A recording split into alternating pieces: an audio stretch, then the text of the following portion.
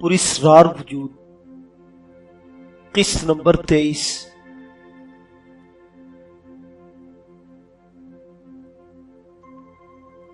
Naseer bag کے ماضی کے بارے میں تو کوئی تفصیل کسی کو معلوم نہیں تھی۔ کون تھا، کہاں کا رہنے والا تھا، کوئی نہیں جانتا تھا۔ بہت پرانے شناساؤں کو بس اتنا معلوم تھا کہ بچپن میں گھر سے بھاگ نکلا تھا، اس کے بعد کبھی ماں باپ تک نہیں پہنچا، تنہا زندگی بری صحبتوں میں گزاری، جوا سیکھ گیا، پھر پتے لگانے لگا اور پھر بہترین شارپر بن گیا۔ قدرتی طور پر ذہین انسان تھا، حالانکہ تعلیم کچھ بھی نہیں تھی، لیکن بہترین انگریزی سیکھ لی تھی، اور جب انسان کو انگریزی فرفر بولنا آ جائے تو کسی کی جرت نہیں ہوتی کہ اس سے کوئی اس کی تعلیم کے بارے میں پوچھے۔ بہت عرصہ تک شارپنگ کر کے کماتا رہا، گھر بار بنا لیا، پھر کہیں نکل گیا، کہاں یہ کسی کو معلوم نہیں تھا۔ 6 سال کے بعد وطن واپس لوٹا تو حالات بہت بہتر تھے۔ پرانا مکان بیچ کر کوٹھی خریدی، پھر شادی کر لی۔ تاج سے تو جانے کیوں توبہ کر لی تھی، دوستوں نے لاکھ اکسایا کہ تاج نہ چھوڑے۔ اس کے ذرائع آمدنی نامعلوم تھے۔ ایک بیٹی اور ایک بیٹے کا باپ بنا تو طبیعت میں اور بردباری آ گئی۔ سلطانہ بیگم کو شوہر سے کوئی شکایت نہیں تھی، عیش سے بسر کرتی تھی، کوئی مالی پریشانی نہیں تھی۔ پھر کسی غرض کے شوہر کی آمدنی کے بارے میں پوچھے۔ نصیر کئی بار ملک سے باہر گیا، سالوں میں واپس آیا، مگر گھر میں کوئی ایسا نہیں تھا جو اس کی موجودگی یا غیر موجودگی پر غور کرتا۔ بچے جوان ہوئے، مگر اسی طرح جیسے بگڑے ہوئے گھروں کے بچے ہوتے ہیں۔ بیٹا ابراہیم بیگ رنگین مزاج تھا، باپ کے نقش قدم پر چل رہا تھا۔ بیٹی مغرور و خود پرست، بہت کم لوگوں کو خاطر میں لانے والی۔ اس بار بھی وہ کوئی 3 سال کے بعد وطن واپس آیا تھا۔ کچھ پریشان تھا، مگر پوچھنے والا کوئی نہ تھا۔ گھر والے اس کی پذیرائی تو ضرور کرتے تھے، لیکن اس کے ذاتی معاملات میں مداخلت کرنے والا کوئی نہ تھا۔ البتہ سلطانہ بیگم نے اس کی پریشانی کے بارے میں پوچھ لیا تھا۔ بس کچھ بیمار ہوں، عمر بھی تو کافی ہو گئی ہے، اور کوئی بات نہیں ہے۔ بات ختم ہو گئی۔ نصیر بیگ گھر کے معاملات میں کوئی مداخلت نہیں کرتا تھا۔ البتہ فیروز آیا تو کچھ بے چینیاں پیدا ہو گئی۔ فیروز لندن سے آیا تھا، خوبصورت تھا، صحت مند اور تندرست تھا، لیکن چہرے میں کوئی خاص بات تھی جسے محسوس کیا جا سکتا تھا، بیان نہیں کیا جا سکتا تھا۔ میرا بھتیجا ہے، نصیر بیگ نے گھر والوں سے تعارف کرایا۔ بھتیجا؟ سلطانہ بیگم نے حیرت سے کہا۔ اتنا تو انہیں بھی معلوم تھا کہ نصیر بیگ نے بچپن میں گھر چھوڑ دیا تھا، مگر اس کے بعد اس کے اہل خاندان میں سے کوئی سامنے نہیں آیا تھا۔ پھر یہ بھتیجا سب کے لیے باعث حیرت کیوں نہ ہوتا؟ کیوں اس دنیا میں بھتیجے نہیں ہوتے؟ ہوتے ہیں، لیکن آپ کا بھتیجا؟ ہم 2 بھائی تھے، میں تو گھر سے بھاگ آیا۔ بڑے بھائی ماں باپ کے ساتھ رہے، ماں باپ مر گئے، بڑے بھائی لندن جا کر آباد ہو گئے، فیروز مجھے لندن ہی میں ملا تھا۔ بڑے بھائی کہاں گئے؟ ان کا بھی انتقال ہو گیا۔ بھابھی وغیرہ؟ فیروز کے سوا اور کوئی نہیں ہے۔ تو اب یہ آپ کے پاس آ گیا ہے؟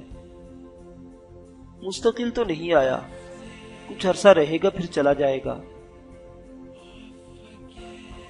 کوئی بات نہیں، آپ کا گھر ہے، آپ کے عزیز میرے عزیز ہیں۔ میں تو ویسے ہی پوچھ رہی تھی، اس کا خیال رکھنا۔ کیوں نہیں؟ سلطانہ بیگم نے کہا۔ چنانچہ فیروز کے لیے بہترین کمرہ سجا دیا گیا۔ اس کے اعزاز میں پہلی رات کا ڈنر بھی شاندار تھا۔ ابراہیم اور شمائلہ نے زیادہ اسے پسندیدگی کی نگاہ سے نہیں دیکھا تھا اور نہ اسے زیادہ منہ لگایا تھا۔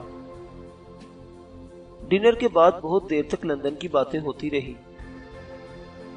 خاصی رات کے بھتیجا چچا کے کمرے میں داخل ہوا اور چچا نے دروازہ بند کر دیا۔ کس وقت سوتے ہیں چچا؟ بھتیجے نے پوچھا۔ بیٹھو، نصیر بیگ نے کہا اور بھتیجا بیٹھ گیا۔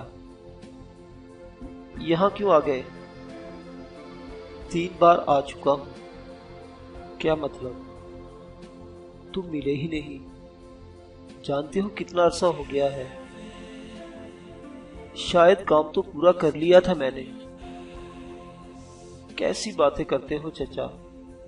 خون کے رشتے کہیں ختم ہوتے ہیں، اور وہ بھی 5 خون کے۔ بکواس مت کرو، میں تمہارا خون پی جاؤں گا۔ تم جانتے ہو چچا میرا خون خراب ہے، میدا تباہ ہو جائے گا اور پھر زندگی بھر خون تھوکتے رہو گے۔ میں پوچھتا ہوں تمہیں یہاں آنے کی جرت کیسے ہوئی؟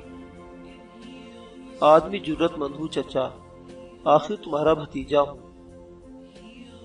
میں تمہیں قتل کر دوں گا۔ نصیر بیگ گھرایا۔ یہ تمہاری زندگی کی بدترین غلطی ہوگی چچا، کر کے دیکھ لو۔ ویسے یہ 3 سال تم نے کہاں گزارے؟ $8 لاکھ دیے تھے میں نے تمہیں، نصیر بیگ نے کہا۔ موڈی آدمی ہوں، کھا پی کر برابر کرا دیے، اب تو قلاش ہو چکا ہوں۔ ویسے چچا، تمہارے گھر کا ماحول بہت خوبصورت ہے، تم یہاں نہیں رہ سکتے۔ نصیر بیگ گھرایا۔ کوشش کروں گا، میرا خیال ہے مشکل نہ ہوگا۔ انسان جب حالات سے تنگ آ جاتا ہے تو کچھ بھی کر سکتا ہے، اس بات کو یاد رکھنا۔ ارے چچا، اسی تو سب پہلے سے یاد رکھتا ہوں۔ زندگی بڑی عزیز ہے مجھے، 4 محافظ ساتھ رکھتا ہوں، لوگوں کے ساتھ ایک ہمزاد ہوتا ہے، میں نے 4 کا بندوبست کر رکھا ہے۔ اور تم جانتے ہو چچا، ہمزاد رازدار ہوتے ہیں، انہیں سب کچھ معلوم ہوتا ہے۔ مجھے کوئی نقصان پہنچا تو یہ ہمزاد وہ کر بیٹھیں گے جو کوئی سوچ بھی نہیں سکتا۔ اور چچا، انٹرپول کوئی کیس کبھی بند نہیں کرتی، فیروز نے کہا۔ آخر اب تم کیا چاہتے ہو؟ عزیز از چچا جان، ہمارا زندگی بھر کا ساتھ ہے، تم جانتے ہو میرا اور کوئی ذریعہ معاش بھی نہیں ہے، بس چاہتا ہوں زندگی تمہاری محبت میں گزر جائے۔ میں تمہیں اپنے گھر میں نہیں رکھ سکتا، تمہاری بیٹی میری سگی بہن ہے، بیٹا بھائی اور بیوی چچی، یہ مرد کی زبان ہے۔ تمہیں جو کچھ چاہیے مجھے بتاؤ اور یہاں سے جاؤ۔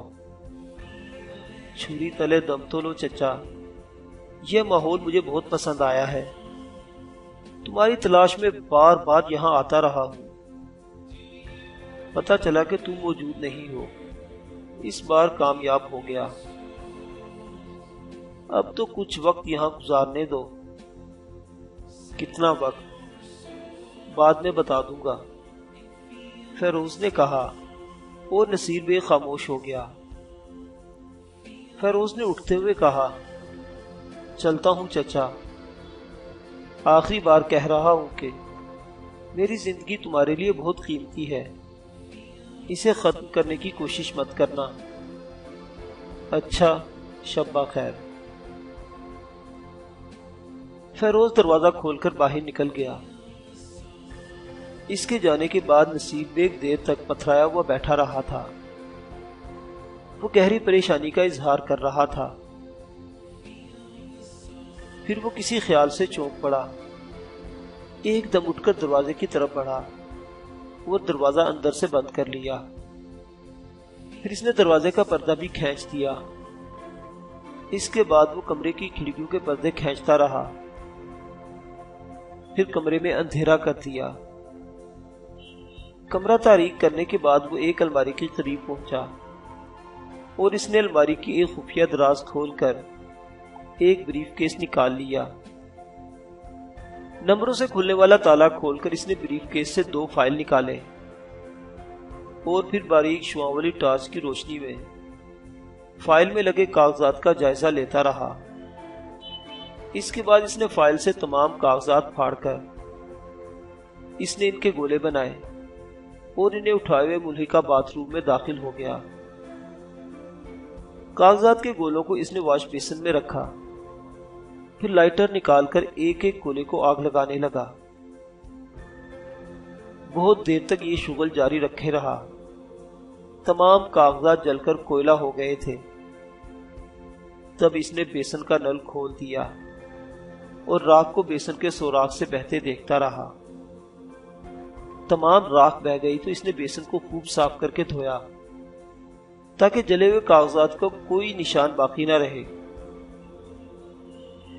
پھر اس نے منہ ہاتھ صاف کر کے دھوئے اور پوری طرح مطمئن ہو کر باہر نکل آیا۔ اس کے انداز سے تھکن ظاہر ہو رہی تھی۔ باہر آ کر وہ مسہری پر پاؤں لٹکا کر بیٹھ گیا۔ قریب رکھے ہوئے سگار باکس سے اس نے سگار نکال کر دانتوں تلے چبایا اور سلگانے لگا۔ کچھ دیر کے بعد کمرے میں گاڑے دھوئیں کے مرغولے تیرتے رہے۔ نصیر بے گہری سوچ میں ڈوبا ہوا تھا۔ اچانک وہ جیسے کسی خیال سے چونک پڑا۔ اس کے منہ سے نکلا، اوہ مائی گاڈ! واقعی رفتہ رفتہ اس کے ہونٹوں پر مدھم مسکراہٹ پھیل گئی۔ اس نے آہستہ سے جیسے خود سے کہا، بھتیجے، چچا کا رشتہ قائم ہوا ہے تم سے، تمہیں تسلیم کرنا پڑے گا کہ میں تمہارا چچا ہی ہوں۔ گڈ، ویری گڈ، اب کوئی فکر نہیں مجھے۔ اس نے سگار ایش ٹرے میں رگڑ دیا اور پھر آرام سے مسہری پر لیٹ گیا۔